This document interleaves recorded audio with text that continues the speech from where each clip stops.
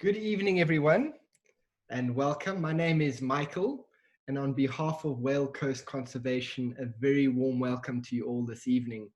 I hope you're keeping safe. I hope you are well. And we're very excited to host Alex van der Heever tonight, talking about the ancient art of tracking.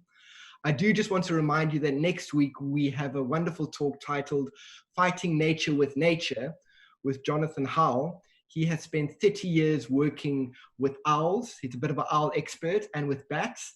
And he's going to be talking all about how these creatures are keeping nature in check, looking after the rats and the mice and the other pests, not only in South Africa, but all over the world. For those of you who've missed the previous conversations, all of these talks are recorded. And so you can see them on YouTube and on Facebook on Whale Coast Conservation platforms. So you're welcome to share these with people who might not be joining us this evening. And now over to you, Alex, in the Midlands of KwaZulu-Natal. How are you this evening? Good, thank you. Thank you very much for having me, Michael. So, Alex, will you start in the beginning? How did you get into helping to preserve this ancient art? Have you always been a tracker, or where did it all start? Yeah, no, I was not always a tracker. I grew up on a farm outside Plettenberg Bay, between Plet and Knysna, but I was lucky to visit the bushveld. My grandfather had a farm on the southern boundary of Kruger National Park, and in fact, one of my earliest experiences in the bushveld was on a lion hunt, which I don't talk about with any form of pride. Lions had been killing my grandfather's cows, and we went out one afternoon and shot two of them. And I realized that day two things: A, that I was never interested in seeing animals die, and that I wouldn't follow that line of career. And B, I watched a tracker track this lion, and I was just amazed by the skill of that. And I vowed that I would come back and live a life in the Lowveld, having grown up in the Cape. And indeed, that's what I did for 25 years. So yeah, that was the beginning. I arrived at Londolozi in 1995. Are you seeing my screen? Clearly, you look exactly the same as you did back then. Thank you. Michael, so yeah, I arrived at Londolozi as a cadet ranger, which is basically just a fancy word for skivvy. And I painted the toilets, and I carted the camp managers around. I helped set up bush banqueting functions and all of that. But in the background, I was training to be a guide. And in those days, and indeed still to this day, Londolozi has a very intensive ranger selection program. And after a few months being a cadet ranger there, I was invited to go on the selection. And I failed it outright. I tried it again, and I failed it again. And then Shan Vati was kind enough to send me off for a bit of training at eco training.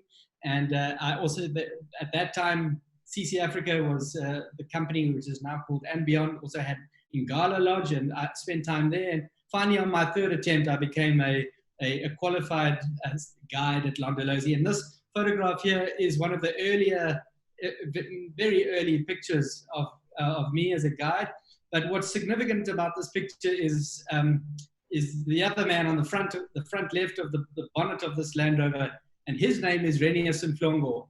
And more than any game lodge, any animal, or any piece of bushveld, this man has had the profoundest effect on my life.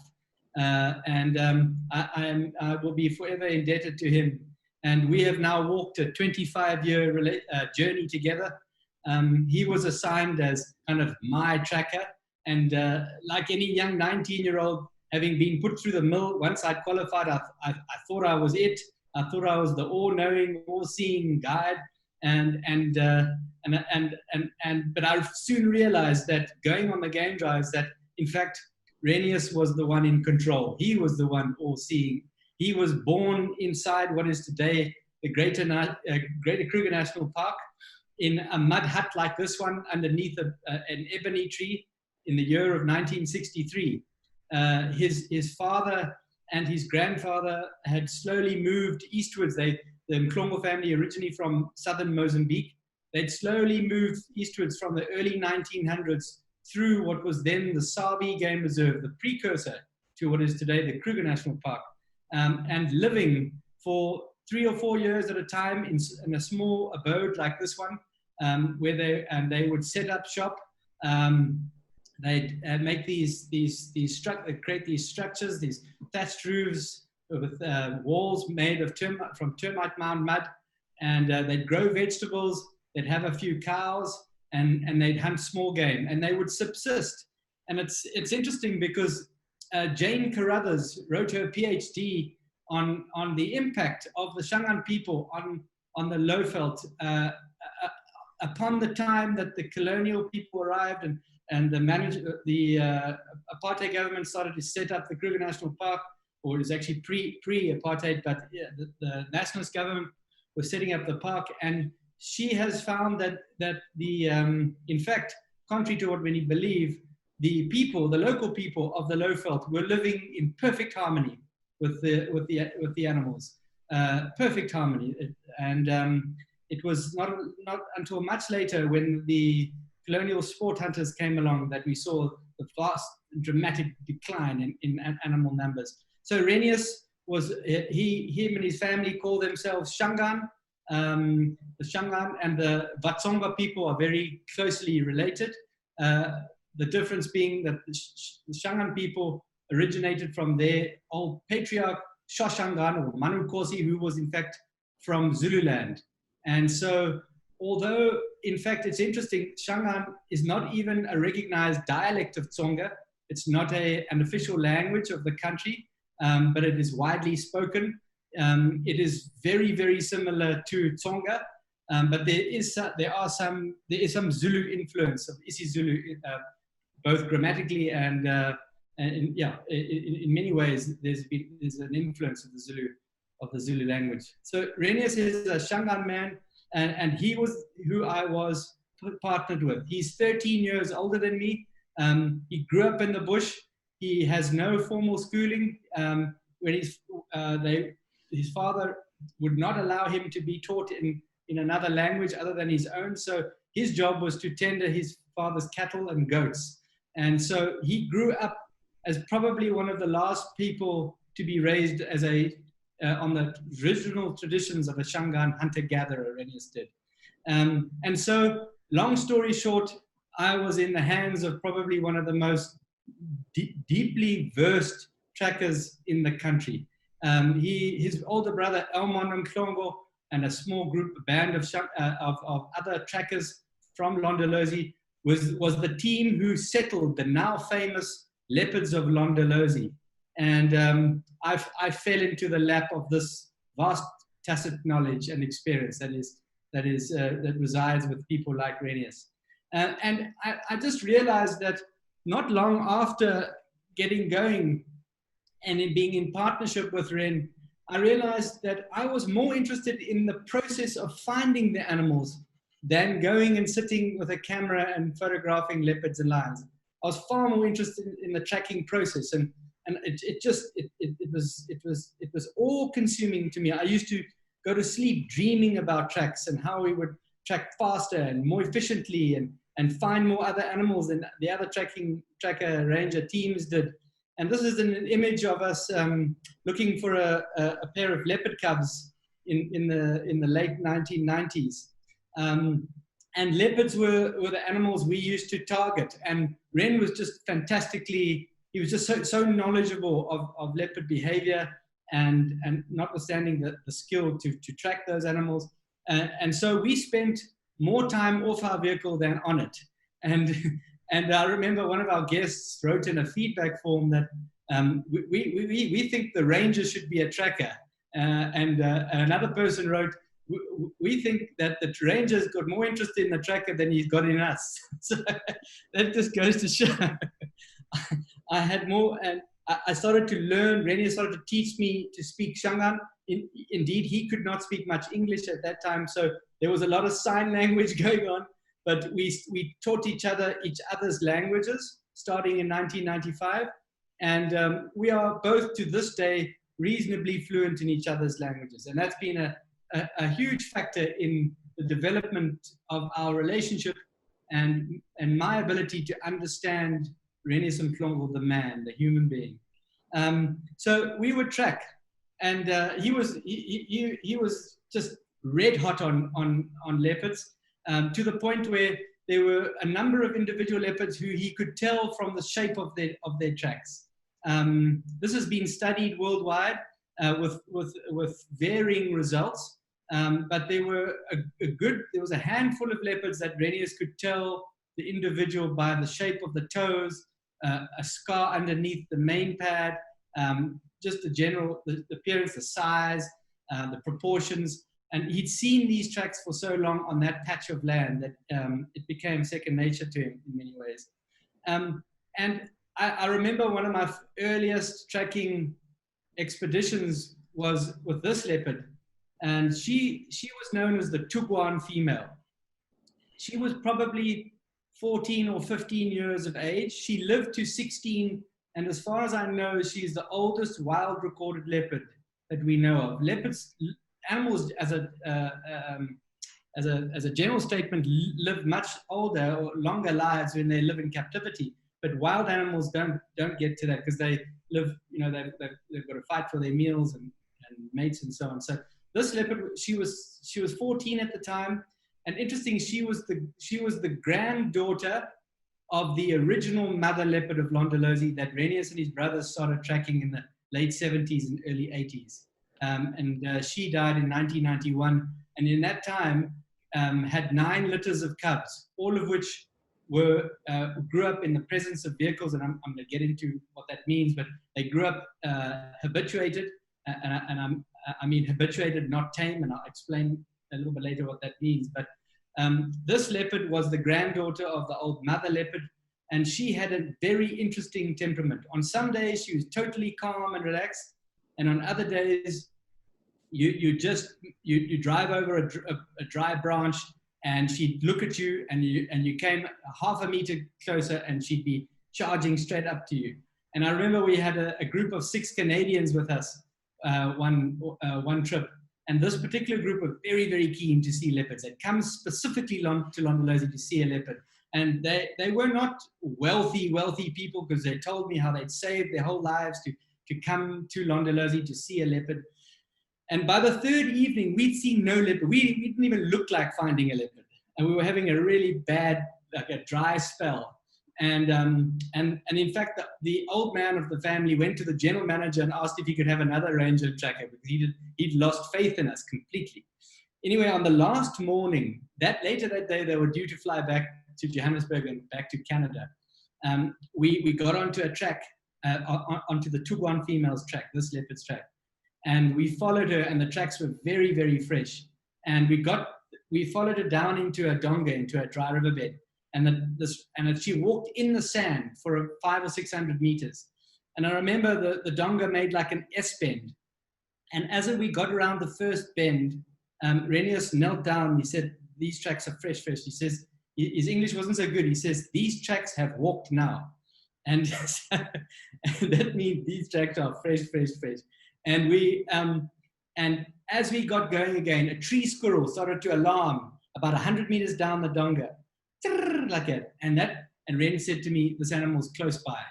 I had the rifle, and he was following. This was one of the first times that I'd been on foot. It was the first time he'd shown any confidence in me joining him, because I think I was just, in his eyes, just a liability to him. And his job was to get off and track and find the animals, come back, and then call me in the vehicle with the guests to drive in. This time I was with him on foot for the first time. Anyway, long story short, we get around the corner, and this animal explodes out of the bush.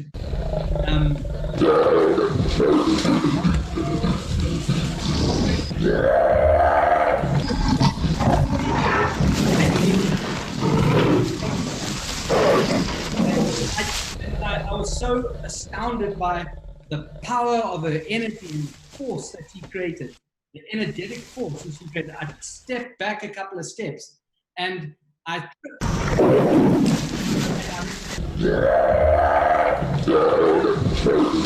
and René was standing off to the left of me, and I never forget him saying, "Heever."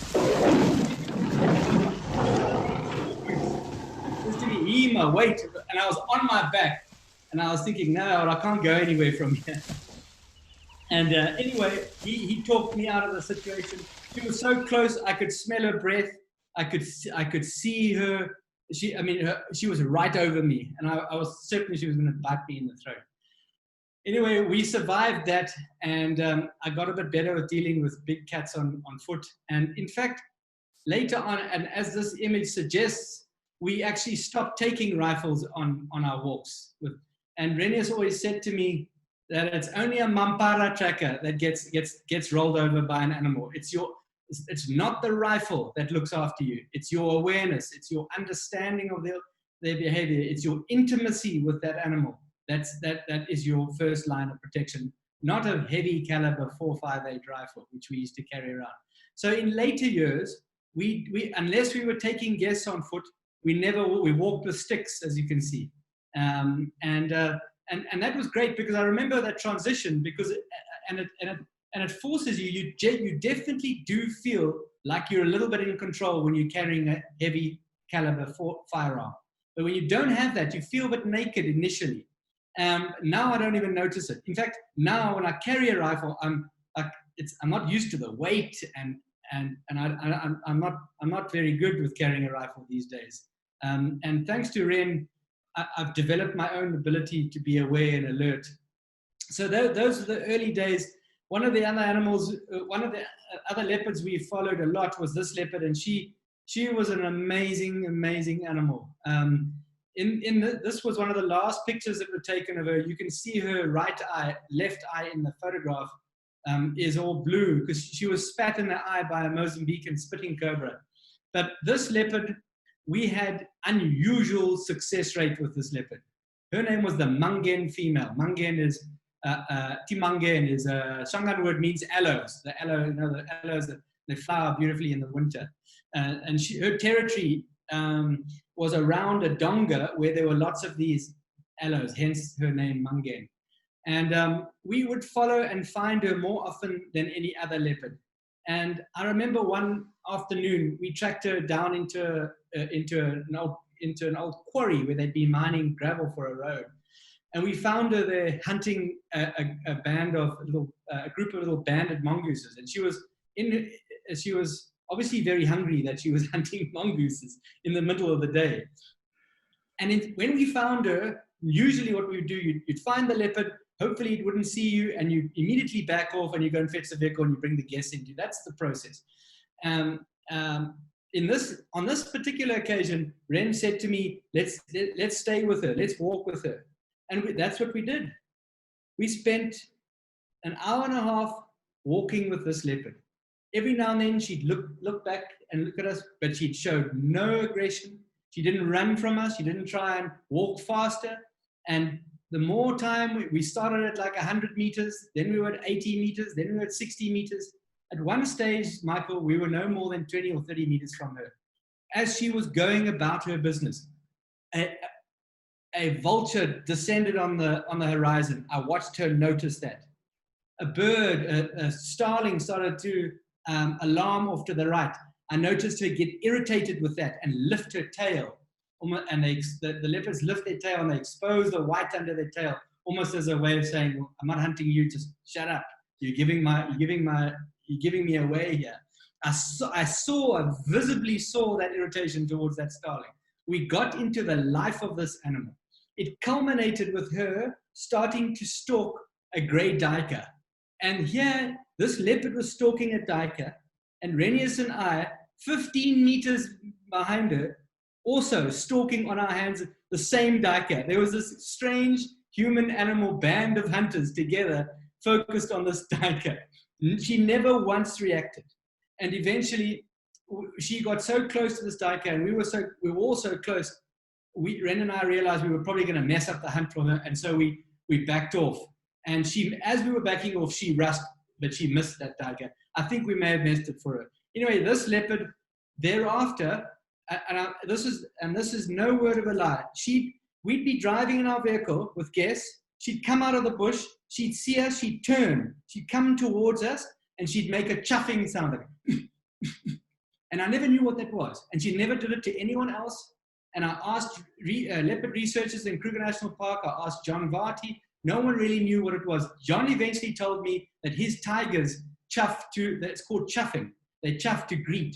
And I can only assume that the Mungin female could recognize Renius and I, and we had an unbelievable relationship, a kinship with this animal, which I'll go to my grave with this. I mean, she's in my heart for the rest of my life. So that was, and yeah, so that was life with Ren in the bush as a guide at Londolozi. We were very lucky. Londolozi is one of the few places that fostered tracking.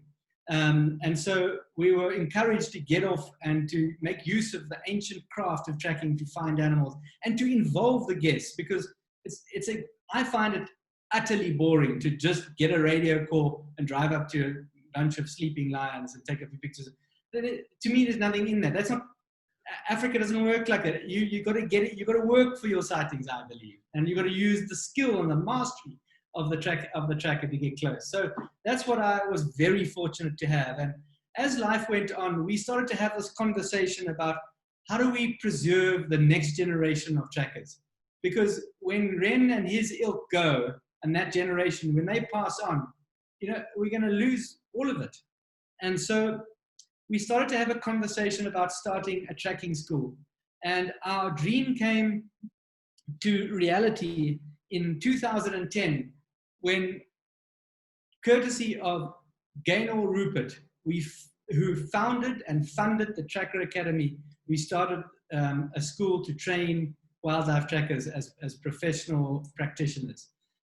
We founded the Tracker Academy in 2010. We accepted our first 8 students.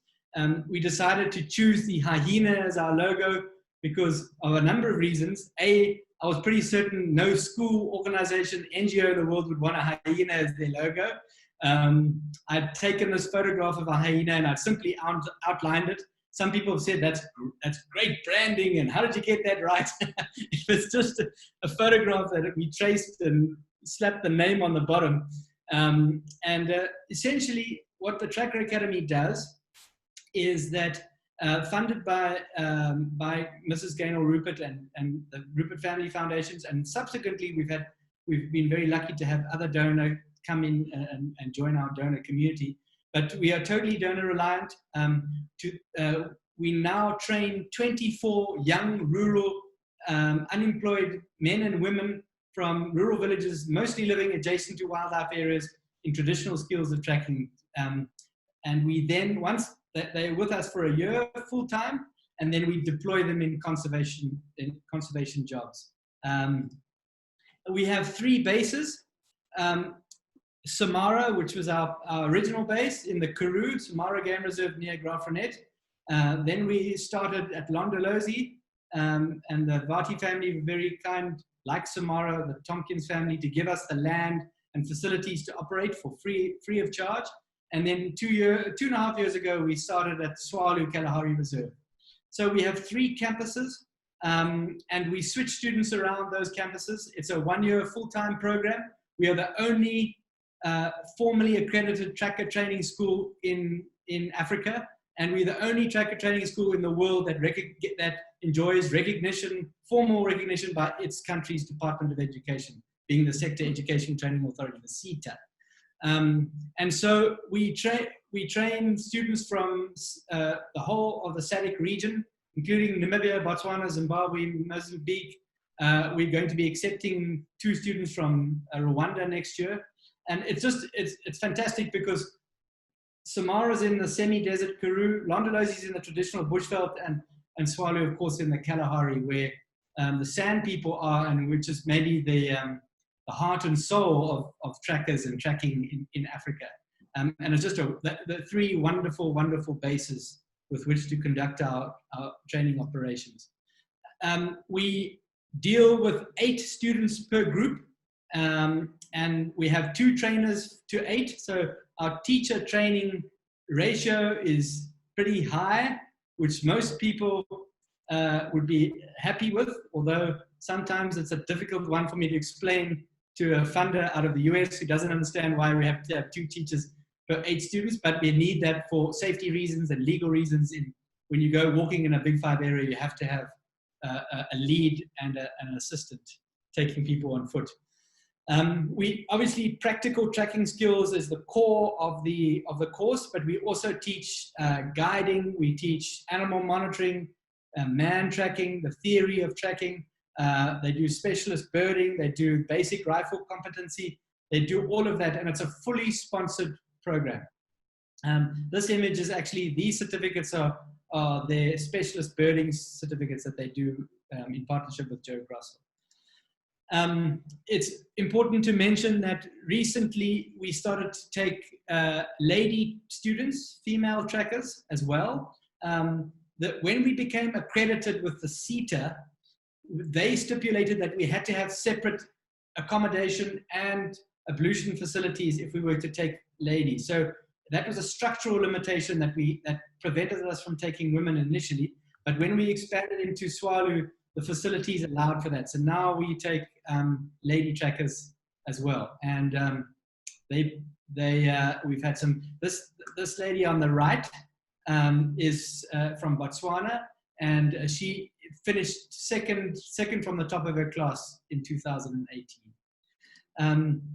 So if I'm to get back into the explanation of what tracking is, broadly speaking, tracking very broadly speaking, has 2 components. The one is what we call the track and sign identification, or track and sign interpretation. And the other is what we call trailing, the skill to follow an animal's trail and eventually find it. The image that's on your screens now is of our students practicing their ability to identify animal tracks and signs. And we teach from insect tracks to elephant tracks. In this instance, they're studying a spotted eagle owl's track. And we will want to know the difference between a spotted eagle owl and a giant eagle owl, and why. And the students need to learn the differences. They need to be able to explain the differences, write down the differences, draw them. So because they're with us for a year, we have a lot of time to really go deep into the technical ability of identifying. And if tracking were a language, the small tracks, the track and sign identification component, would be in a way the alphabet, the ABC, that you have to learn the alphabet before you can read the language. So this is the ABC in some ways, and the trailing is the reading of the language. In this photograph, we've got a hare's track, and as I was saying earlier, in the Kalahari, the conditions are just so beautiful. The soil is just so perfectly conducive for tracking, and that's why tracking probably started in that region, because you can see tracks. This is a student studying a tortoise track. They need to know the difference between the tortoise and the terrapin, and we spend hours and hours and hours studying, looking, teaching, coaching, and every month they get assessed and we track their performance. This is just quite an interesting little snapshot of 4 pug marks of a lioness track on the left and a lion on the right. I'm not sure. You can actually, from this picture, you can, from such a limited view of an animal's tracks, you can tell quite a lot what's going on. And Michael, can you tell what's going on here? Look, to be honest, initially I thought it was a dog's print, but thanks for clearing that up. Maybe they've stopped, maybe they're mating. I'm not sure why there would be one print over the other print. That would be my guess, now that you told me there's a lioness and a lion.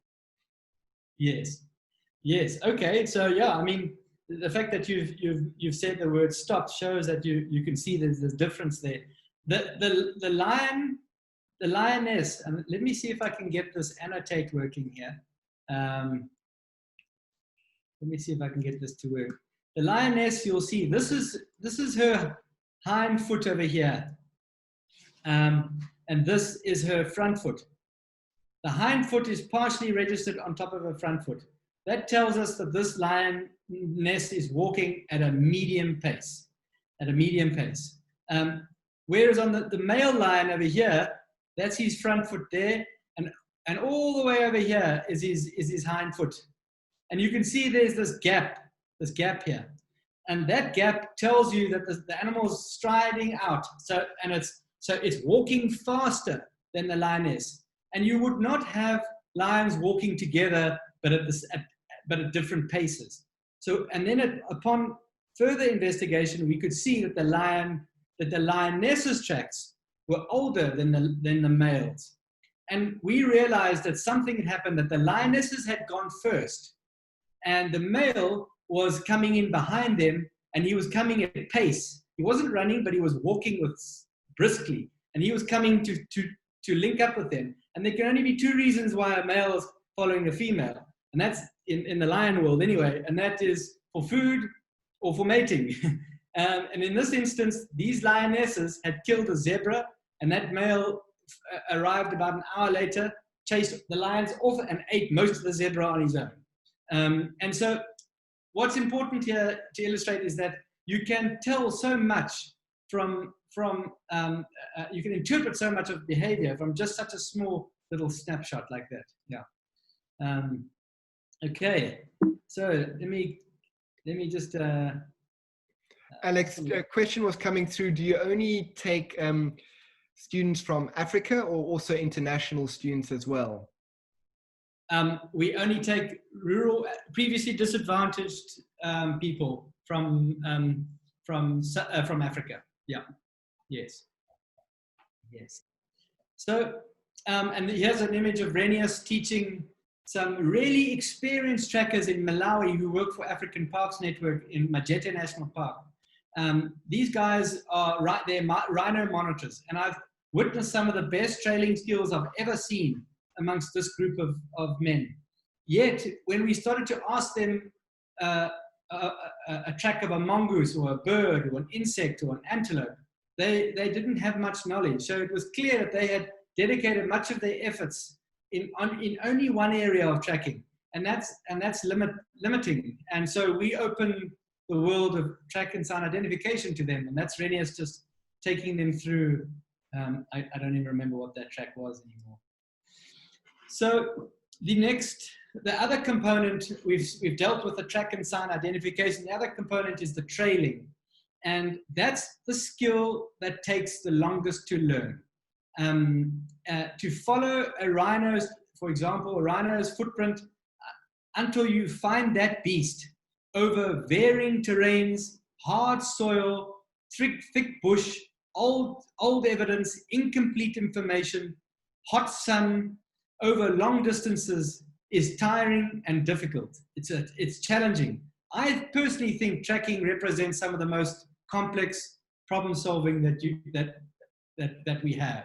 And I'm fascinated to learn more about how expert trackers and master trackers process their information, because the track and sign very much is detail-oriented left brain, whereas the trailing is a mixture of the left and the right brain, being the creative, innovative, bigger picture, pattern-forming, speculative part of the decision-making process. And so, as I said, trailing is difficult. It takes a long time. The other thing that's interesting is that I've noticed that when we teach students, and Renius and I have spent time with teaching trackers from a variety of people, from wealthy American first world people all the way to the poor people. We have found that those who have been through a high quality Western education model usually perform quite well on the track and sign identification. People, that proportions, measurements, size, shapes comes naturally to them. But when you switch them and you ask them to follow a rhino, they struggle. And the opposite is true of people that have not had, when I say the benefit, I don't know if it is a benefit of Western education in this context. They do well at the trailing, but they struggle on the track and sign. But in summary, our students, this is a young guy tracking a black rhino practicing at Samara. The trailing is a wonderful skill. You've got to be technically smart. You've got to have a solid technical foundation, because it's from deep technical competence that the creativity flows. You can't just get into start tracking. And I've spoken to a friend of mine actually yesterday about who's an artist, and he was telling me about the technical competence that goes into becoming an artist before you can start to realize your creative genius. And these guys are artists in many ways. Here is a small group of 3 expert trackers tracking a leopard at Londolozi. And, a leopard's pug mark is no bigger than this. And even in beautiful soft sand, you still may not see a leopard's track very clearly. Notwithstanding when it walks over this kind of terrain where the soil is quite hard. You really have to use your imagination to see a print on the ground, to be able to recognize that there's evidence, and then be able to interpret that evidence, and then assimilate that with what is the animal doing. So from the evidence, you start to interpret what is the animal doing. And then the third part of the process is, how does that all fit into the larger environment?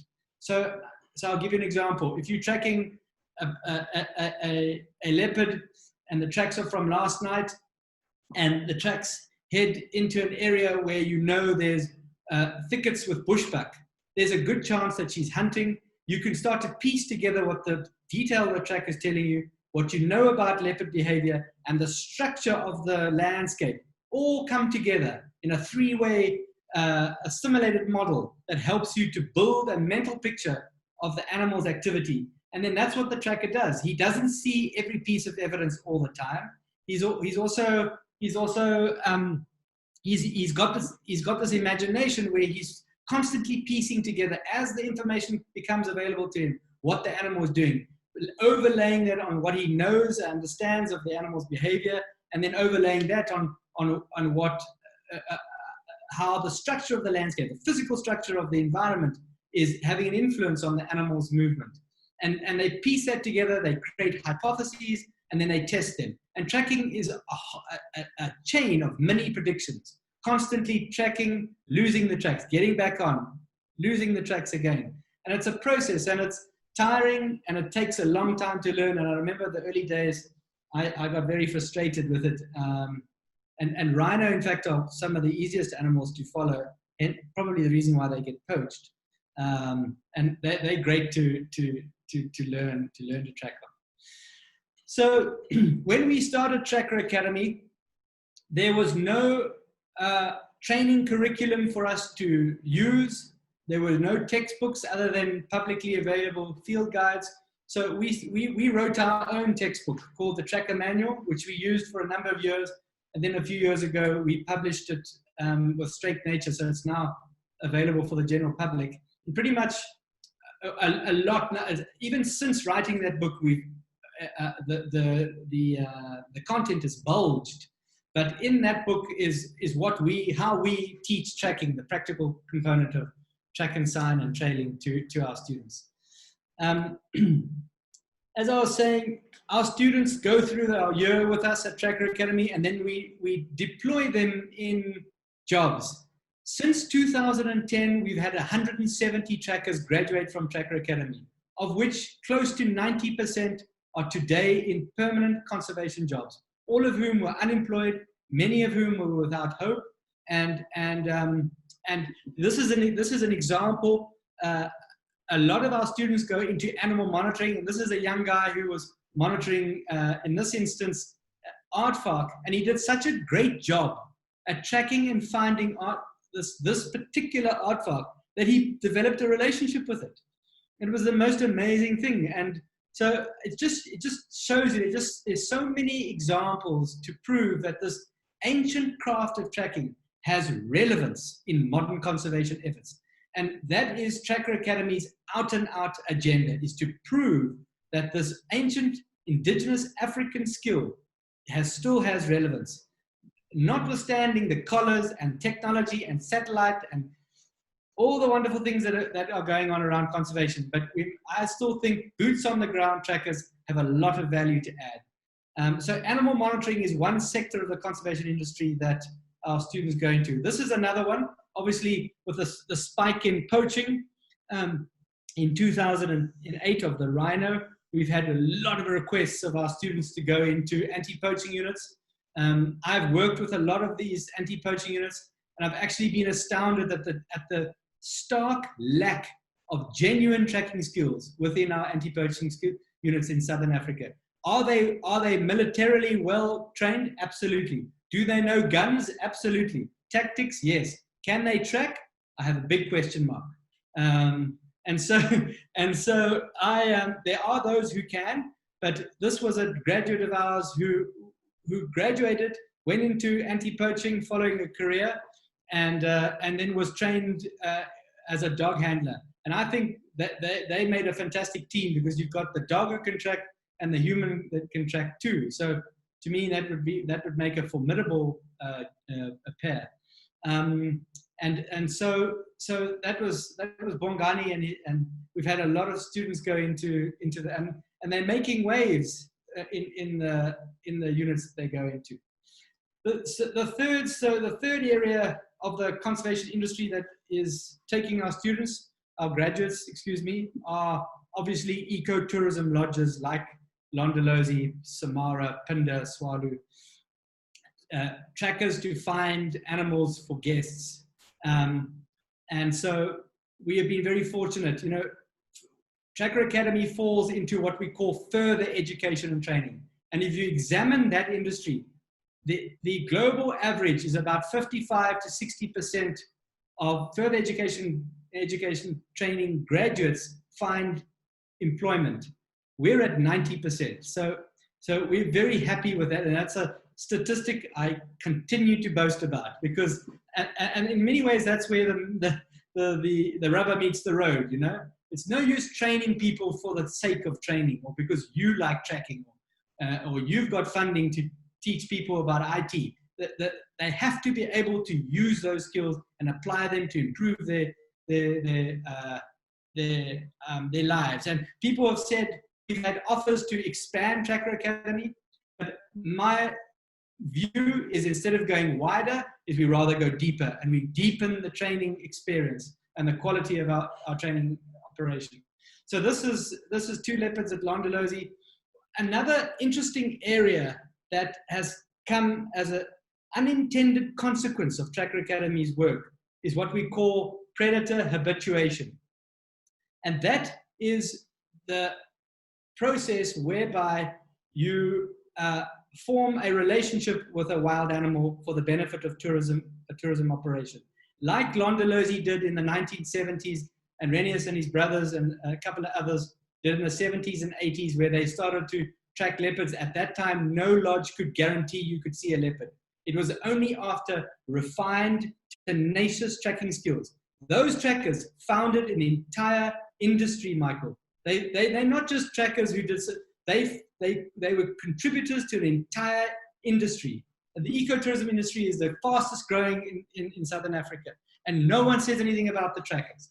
And you can hear, I believe that they've had a profound impact on where ecotourism has gone, especially in areas like the South African lowveld. So would you like to ask a question? Yeah, you talked about habituation earlier. What did you actually mean by that? Because often people might get confused seeing these cats so used to people and vehicles. Yes. So and that's a good question, and thank you for asking it, because it's an important one. It can be misinterpreted easily. The process of habituation is not taming the animal.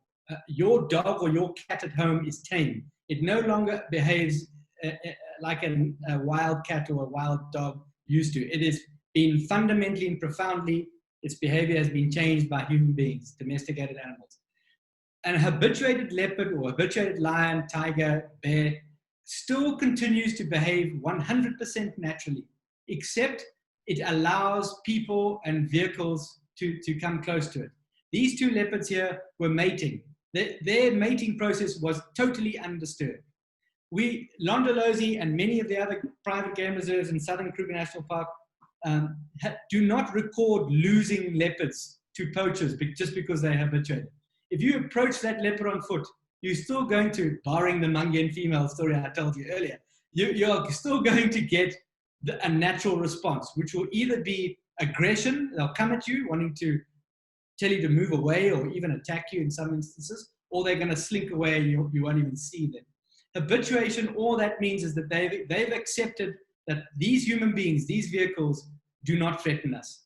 And so Tracker Academy started to help using what Ren and his team did at Londo's in the 70s and 80s to help other game reserves, not only in South Africa and in Africa, but in fact, even in other continents. And that's where I'm going to go next with this little presentation. Is our first habituation project we ran, in fact, was in Brazil, in the Pantanal region of Brazil, which is a massive wetland. I think it's the biggest wetland in the world, the second biggest wetland in the world. It looks very similar to the Okavango Delta in its structure. The owners of a place called the Cayman Ecological Refuge in the Pantanal, where they just built 2 very fancy 5-star lodges, came and spent time with Tracker Academy. And one morning we took them tracking lions, and our students found the lions, and these guys were just amazed at the skill that they observed from our trackers, and the fact that we actually could find the lions. They didn't believe we could actually do it. They thought you had to have collars and so on. And he turned to me in the bush, this fellow from Brazil, and he said, "Do you think you can do the same with jaguars? We need our jaguars to be like your leopards and lions." And I said to him, "Absolutely," not knowing what I was getting into. So within a week or two, Renius and I found ourselves in the Pantanal, and it was just an amazing amazing environment. It looks like Renius is holding my hand here with this giant anteater that we found whilst tracking a jaguar. But long story short, we deployed these 2 young men, Andreas Sitoli and Richard Ntabin, both from rural villages in Mpumalanga. And they'd never been outside. They'd been to Hazy View, never mind Johannesburg, never mind fly across the world to Sao Paulo and go into Brazil and track an animal they'd never seen before. But they were up for it. And they were 2 top graduates from their respective groups. And we deployed them to Cayman, where they started tracking the jaguars and they had remarkable results. This was a young male that they started to track, and they found him quite regularly. And at the time, the lodges in Cayman recorded that only 5% of their guests saw jaguars. This was 5 years ago that we started this project. I got a Christmas card from the owner last Christmas reporting proudly that 72% of his guests are now seeing jaguar, largely because of the tracking efforts and the habituation efforts. And that is now, Cayman has now become a model for ecotourism in the Pantanal. You can imagine every landowner in that whole area now wants to sell his cattle and get into ecotourism because of the successes that Cayman has enjoyed. And it just shows you, again, it's another example of the value of traditional skills of tracking. But it's also an example of South Africa exporting a skill, which, as Gaynor Rupert said to me, we don't export a lot of skills, but this is a sure sign example of one that we do, and where we've helped another country in a conservation sense through tracking. So that was Brazil, and that project has gone very well. We've trained local trackers in Brazil that are taking over the project from us, and it's been a huge success. Another project that we've run projects now in Rwanda, Botswana, all over the place, helping private game reserves to habituate leopards and lions and various predators. One very ambitious project that we are about to embark on is in Chile, in the Patagonia region of Chile, just adjacent to the Torres de Paine National Park. Renius and I went there last year, I think it was August, to go and establish whether it was going to be possible to do it. And we spent 10 days there, and there we were looking for puma, mountain lions. Those mountains in the background that you can see, those are the three famous turrets of the Torres de Paine Massif, and that's the national park. So we were in a concession that was a sheep farm, essentially, an ailing, half-bankrupt sheep farm that's wanting to turn, or it has turned, to ecotourism, and they want to know if we can help them. But I can tell you, I have not tracked in such difficult terrain before. That ground is frozen. That day that photograph was taken, it was like -7 or something. I've never been so cold. But just a few minutes after that photograph was taken, we saw some condors come down, descending out of the sky. We went to investigate. We found where a sheep had been killed, and Renius started to follow. We found one pug mark at the sheep's carcass, which confirmed that this sheep had been killed by a puma. And we started, and Renius kind of picked a route. He asked the guide, where's the water, where's the national park, and we kind of oriented ourselves, and we picked a route half in the direction of where this one pug mark was facing. About 10 minutes later, we got another pug mark, but very, very faint, very faint. About 15 minutes later, I found a piece of bloodied sheep's fur that had dropped from the puma's mouth. And then Renius went into a mode I had never seen him go into before. This was his most ultimate tracking challenge. And long story short, he found that puma after about 3 hours of tracking. And, Ian McCullum was telling me that in sports, in the sports industry or sports field, there's often a game where a player becomes a great player. And I believe Renius Mhlongo became a great tracker in the mountains of Patagonia just last August. That after 40 years of tracking.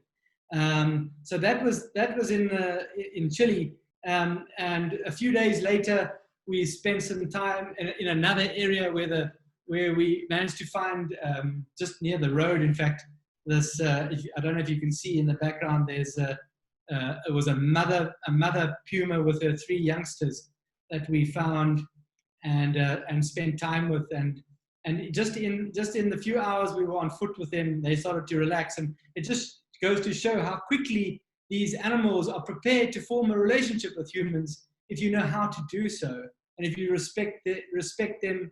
You're prepared to be compassionate when you're around them on foot. You always must be aware of their signs, what they're telling you, their body language.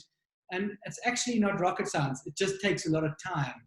So that's predator habituation. And it's, as I said, it's become an unintended consequence of Tracker Academy. And it's the work I love the most, in fact. Another project that we got involved in 2 years ago was a fossil tracks project.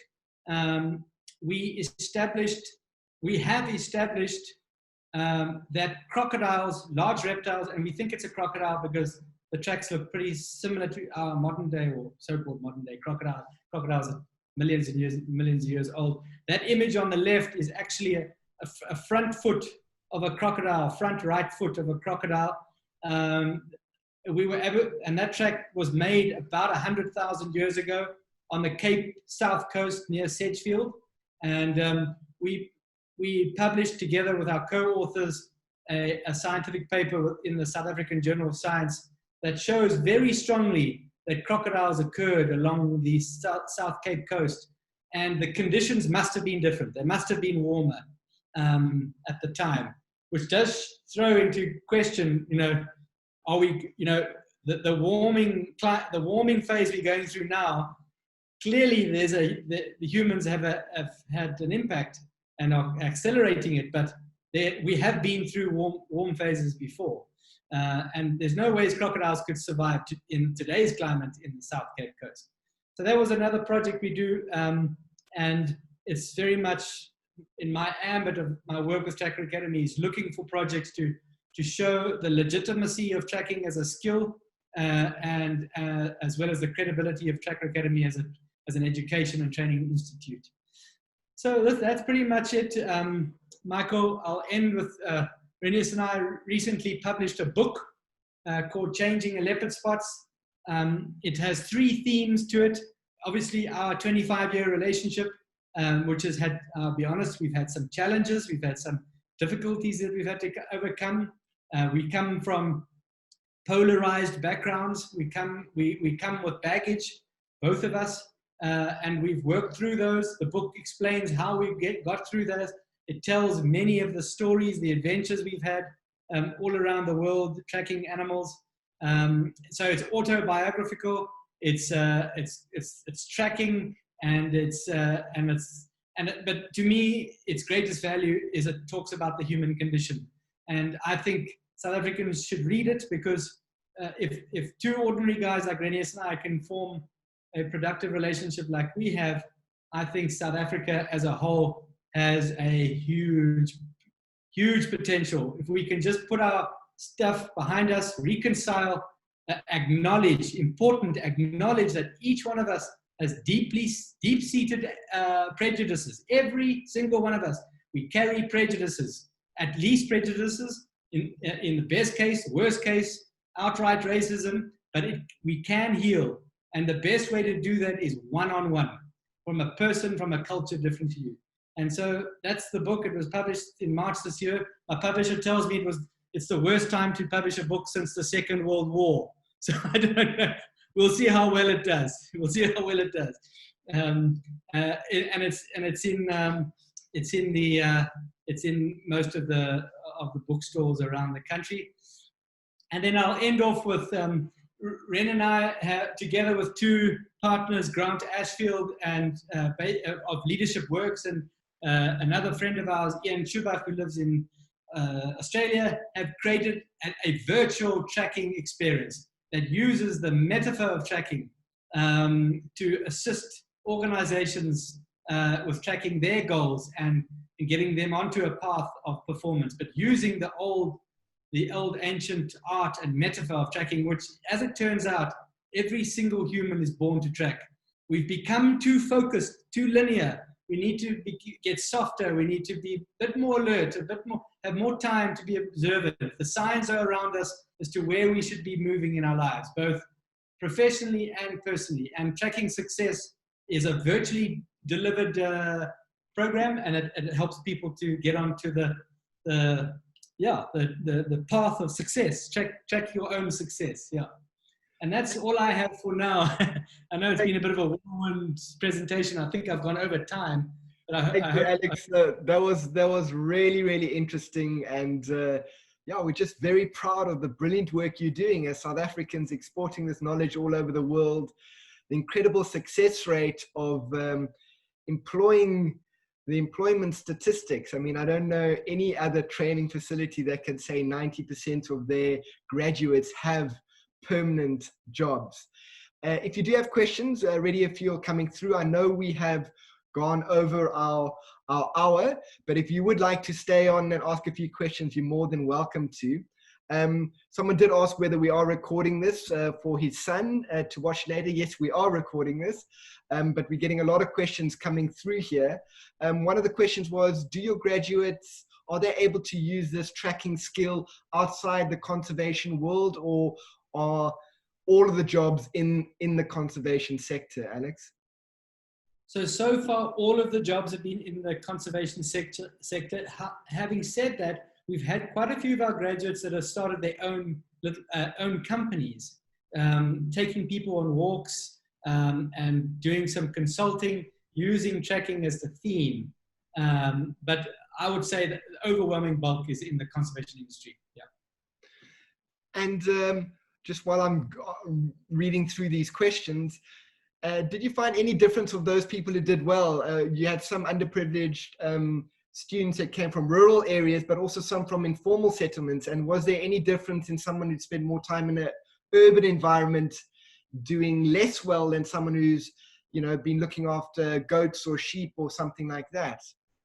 Yeah, that's a good question. So if you've been looking after goats or sheep or cattle or if you've lived a life of a hunter-gatherer, you clearly have an advantage coming onto the program. And we see that advantage.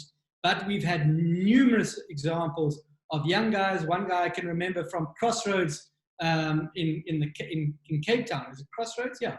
The big township Crossroads. He had not seen a wild animal, let alone its tracks. He ended up at the top of his class, Michael Raimondo. And he just had a great work ethic. He had the ability to switch between detail and big picture. And he was imaginative. He was prepared to speculate. He came into it with quite a good deal of personal power. So he had like some natural confidence that he could learn this. But it was just proof that any one of us, irrespective of our background, can learn to become a really competent tracker. Yeah. I've just got Rivalelo who's put up his hand or her hand. I'm just going to allow to ask the question. Can you hear us? Yes, hello. Good evening. Good evening, how are you? Good, thank you. You can go ahead. So I was listening, so I heard it so interesting, and most of the people he was talking about, they are more. I'm from the place where they are situated, like Raymond, Elmone, and Renias. So I would like to know how difficult or how easy, how to enroll in that trekking academy, because I've been wanting to enroll there, but I couldn't get enough information on how to. Thank you for your question. Thank you for your question. Alex, I know you have a huge amount of interest every year. Maybe you could talk through that and how people would be able to apply if they are interested. Yes, sure. So we only take 24 a year in 3 groups, 2 intakes in Jan, 1 intake in June. We have between 600 and 900 applications a year. Revalero, what you must do is go onto our website, www.trackeracademy.co.za. You will see the contacts page there. Just complete the contacts page and it'll come to one of us and we will be in contact with you. Very soon, next month, we're going to have a fully online application system on our website. You'll be able to do the full application online. Get our website. Thanks, Alex. How many master trackers are left in the world? And are you also working with other parts of the world? Someone was writing that in India, this ancient art is dying out. You mentioned before in another talk that it's 10,000 hours minimum to get there. I know you spend 1,000 hours in your training. So could you answer that question about master trackers and are you working with other parts of the world with other master trackers if they exist? Yeah, so there is no formal assessment that will qualify you as a master tracker. There are groups of people that get together and decide who they believe should receive a master tracker certificate. And that usually is someone who's shown new, novel contribution to the current knowledge of tracking or has done some exceptional tracking work. So there are expert and master trackers all around the world. I must say, though, they are concentrated in southern and eastern Africa. I have spent time on pretty much in Australia, South America, North America, Asia, and I have not come across the level of skill that I've encountered, and that's not being biased. The level of skill that I've witnessed firsthand in southern Africa. Are they out there? Absolutely, they must be. Can they be trained? Definitely. And do they have an aptitude? For sure. But we are working, obviously, in South America. We've worked in North America, and we have recently had a request to help train Aboriginal field rangers in Australia as well, which hopefully we'll start doing in the medium term. Yeah. Thanks, Alex. We've got so many congratulations on your great talk. We've even got a request for you to do some work in India, which I'll forward you those details. Just a quick question. Have you done any work in Colombia? at this point in South America? No, we have not. No. Great. Well, look, I thank you again for taking your time. That was really wonderful. I urge everyone to go out there and buy your book and prove everyone wrong that this is in fact a great time to read. We have time. We are at home. Thank you for 150 of you joining us this evening and taking the time. I remind you that next week we've got another great talk, using nature to fight nature, all about owls and bats. And if you would like to correspond with Alex, you can find his details on the Tracker Academy. Please buy his book. This will be recorded, so please share this webinar with as many people as you can. And thank you again, Alex, for inspiring us. I really want to get out there and start tracking myself and have a look at what's happening around. Even when we go for a walk on the beach, just follow a dog track or a seagull. But have a wonderful evening, and thank you everyone from tuning in from all over the world. We've had people from South America, and I know I keep saying good evening, but I'm sure it's morning for a lot of you. So thank you again, and thank you, Alex. Pleasure. Thank you, Michael, and thank you everyone for listening. All the very best.